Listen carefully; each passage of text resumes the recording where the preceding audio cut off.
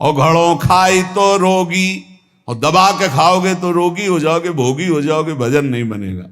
तो बोले दोहू पंखों की संधि विचारे, वो है बिरला जोगी, न कम न ज्यादा युक्ताहार विहार से। जो बहुत नहीं खाता या थोड़ा उसकी चिंतन वृत्ति भूख में लगी रहती है, बातें चाहे जितना बनावे, और जो बहुत खाता है उसका चिंतन भोगों में लगा रहता है, बातें चाहे जितना बनावे। और दोनों की जो संधि में रहता है, ना और नाहा, थोड़ा अल्पाहार, इतना अल्पाहार नहीं, युक्त अल्पाहार, कि अगर 10 रोटी खा सकते हो भरपेट तो 5 रोटी पा जाओ, अगर 5 में भरपेट तो 2.5 पा लो। इतने संधि में रहे, थोड़ा खाई तो कल्पे झलपे, उसी का चिंतन, और घड़ों खाई तो रोगी, और दोहू पंखों की संधि में तो वो है बिरला जोगी। जो दोनों संधि में, अर्थात ना भूखा और ना छका। देखो, जिनको उपवास का नियम दिया है, जिन्होंने उपवास का नियम लिया है, वो ध्यान दे दें, उनका चिंतन भोजन का नहीं होना चाहिए। अगर भोजन का चिंतन हो रहा है तो फटाफट रोटी दाल बनाओ और भोग लगा के पालो और खूब भजन करो।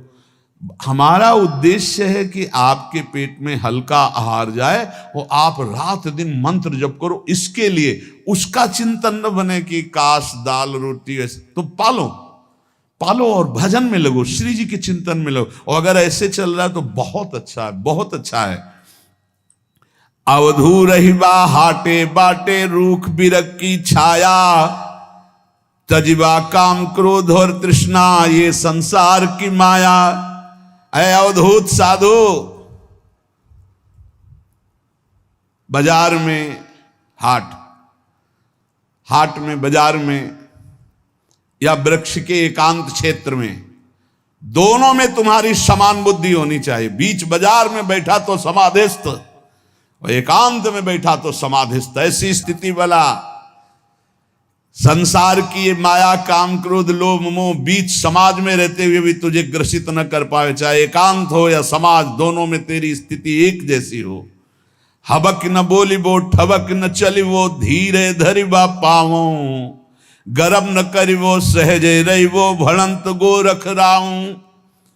कह रहे कि मचल के नहीं, गंभीरता पूर्वक पैर, एक साधु एक एक पैर संभाल के रखता है, कोई जीव न मर जाए, उसकी चाल अलग होती, आराम आराम, हबक ऐसे नहीं। और जब बात करना है तो एकदम उतावले होकर के नहीं, बहुत गंभीरता पूर्वक, शांत विचार पूर्वक बोलिए। ये योगी के लक्षण है।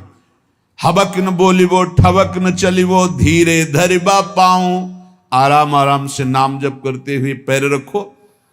बिल्कुल ऐसे उतावले होकर बोलने मत लगो, और ठबक मचलते हुए नहीं चलना चाहिए। नहीं, साधु का चाल होती है, ग्रीवा झुकी हुई, गंभीर मुद्रा, एक एक कदम आराम से चल। गर्व न करिबो, किसी भी प्रकार का गर्व नहीं होना चाहिए। भेद न कहना, अपने हृदय की बात किसी को न बताए। कह रहे कि अपने हृदय के सहजे रविवा, भड़ंत गौरव राम। गोरखनाथ जी कहते हैं, मैं जो आपको आंतरिक वृत्ति बता, अपनी स्थिति कभी किसी से बताए ना। बोलते नहीं वो, कुछ बहुत गंभीर रहते हो, लगता है भजन में रहते हो। पीड़ा है ना तो उसी में चिंतन में रहते हैं, बहुत पीड़ा है, उसी में लगे रहते। क्या पीड़ा है, जाओ यार प्रपंच करते चल, आप पूरा तुम्हें इतिहास बतावे, चलो यहाँ से ऐसे। और एक तो साधु की दृष्टि में दम होना चाहिए, जल्दी कोई बातें नहीं करेगा, अपने स्वरूप में हो तो कोई बात नहीं कर सकता। मन में रहणाम भेद न कहणाम, बोलिया अमृत बाणी। गोरखनाथ जी कह रहे, मन में रहना अंतर्वृत्ति, भेद न कहना, क्या साधना कर रहे हो, क्या गुरु ने उपदेश किया, कभी किसी से न बताए, अपने साधन को कभी किसी से न बताए। बोलिवा अमृत बाणी, जब बोले तो अमृत शब्द बोले, नाम लीला गुण, ये अमृत शब्द है। अगिला अग्नि होइबा अवधूत, तो आपन होइबा पानी। बोले अय अवधूत, जब कोई तेरे को आग बबूला करने के लिए उपाय करे, गाली देना, मारना, निंदा करना, तब तू पानी की तरह बहना, तेरे अंदर क्रोध नहीं आना चाहिए। ऐ अवधूत साधक, तू अपने को कभी किसी के सामने प्रस्तुत मत कर, तेरी साधना क्या है, गुरु ने क्या बताया, तू किस स्थिति का है, ये प्रस्तुत मत कर। बहुत सावधानी पूर्वक बोलो, अमृतमय वचन बोलो। और कह रहे जब कोई तुझे आग बबूला करना चाहे, निंदा अपमान ऐसे कर, तो तू पानी की तरह बह जा, क्षमा कर दे, बिल्कुल गुस्सा नहीं आनी चाहिए। गोरखनाथ जी कहते हैं तू संसार में दृष्टा मात्र है, इसलिए जब गाली दी जा रही, अपमान दिया जा रहा, अंतःकरण में जलन हो रही, तेरे में नहीं, तू दृष्टा मात्र, साक्षी मात्र बना रहना। आंख से सब कुछ देखना, कान से सुनना, परंतु मुख से कुछ मत बोलना। तू दृष्टा बना रहना, तेरे को कोई परेशानी नहीं होगी। तू अपना आपा समझ, तू परमात्मा का स्वरूप है। हठ पूर्वक किसी से बात विवाद मत कर। ये जगत कांटे की बाड़ी है, बहुत देख देख के पैर रखना, नहीं तो कांटा चुभ जाएगा, फंसा लेंगे ये लोग, संसारी लोग फंसा लेंगे। तू अपने स्वरूप में रहना और साक्षी भाव में रहना। और बहुत बहुत बढ़िया मस्ती की बातें है योग की, जो भगवत मार्ग के पथिक उनको मस्त करने वाली बातें। स्वामी बंडखंड जाऊं तो खुबिया व्यापे, और नगरी जाऊं तो माया, भरी भरी खाऊं तो निंदा व्यापे, क्यों सीझत जल बिंब की काया, खाए भी मरिए अण खाए भी मरिए, गोरख कहे पूता संजम ही तरिए, धाये न खाईवा भूखे न मरिवा, आहनिश लेबा ब्रह्म अग्नि का भेवम, हठ ना करिबा पड़ा न रहिबा, यू बाल्या गोरख देवम। बहुत ऊंची बात कह रहे। स्वामी वन में जाऊं तो पैरों में कांटा चुभते हैं और भूख लगती है, और अगर शहर नगर में जाऊं तो माया खींचती है। ऐसा आकर्षण संसार का है, बड़ा विचित्र है। पेट भर के खाऊं तो नींद आती है और भोग वासना सताती है, और अगर भूखा रहूं तो भोजन का चिंतन करूं, कैसे सिद्धि प्राप्त करूं, बड़ी समस्या है। जंगल जाऊं तो कांटा लगता है, भोजन की व्यवस्था है। नगर में जाओ तो माया की बड़ी भारी व्यवस्था है। भूखे रहो तो भोजन की याद आती है, छक के पेट भर के पाओ तो भोगों की याद आती। कैसे सिद्ध हो? बहुत खाया तो मर गया, वो बिल्कुल न खाया तो हमारा साधना नहीं बनेगी। गोरखनाथ जी कहते बच्चा बीच में रहना सीख, न नगर में न जंगल में। कहां? परमात्मा में। परमात्मा स्थिति में है तो चाहे जंगल में रहे और चाहे नगर में रहे, बात बराबर। परमात्मा स्थिति नहीं तो कहीं भी रहे। और बहुत भोजन नहीं पाना और बिल्कुल नहीं पाना वाला भी नियम ठीक नहीं है, बीच में जरूर। इससे बहुत ज्ञान विज्ञान की हानि हो जाती है, जो जबरदस्ती करते हैं अब तो भोजन ही छोड़। उससे क्या होगा? तुम कोई भोजन पाने वाले प्राण हो क्या? तुम तो आत्मस्वरूप हो। समझोगे नहीं तो एकदम भूखे मर जाओ तो क्या मछली ब्रह्म बोध हो जाता है क्या पानी पीती केवल है? कछुआ ब्रह्म ज्ञानी हो जाता है क्या पानी में ही तो रहता है? चिड़ियां कितनी है जो केवल फलाहार करती है। हमारा जो उपदेश है, संतों का जो उपदेश है, वो भजन बढ़ाने के लिए है।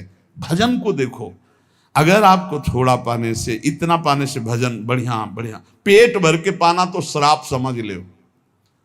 जैसे कोई ऋषि मुनि साप दे दे, ऐसा भोजन नहीं। भोजन के बाद लगाए पद्मासन 4 घंटे बैठ सकते हैं, ऐसा भोजन पाना चाहिए। भोजन के बाद 4 घंटे आसन पे बैठ सकते हो, ऐसा भोजन पाना चाहिए।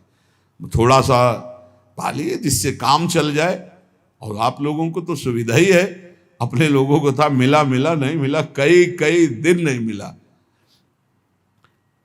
ना तो अच्छा भोजन देख के टूट पड़ना चाहिए। भंडारे के बहुत इसमें रसेंद्री मार, इसको रसेंद्री को मार, हम तो कहते हैं मारना चाहिए। एक बार तो डटके से मारना चाहिए। अपने लोगों ने जब यौवन अवस्था का प्रारंभिक साधन था, वर्षों नमक नहीं पाया, केवल सब्जी बिना नमक के, इतनी उबाल के केवल सब्जी, और कभी ऐसे मुरझाए हुए नहीं रहे।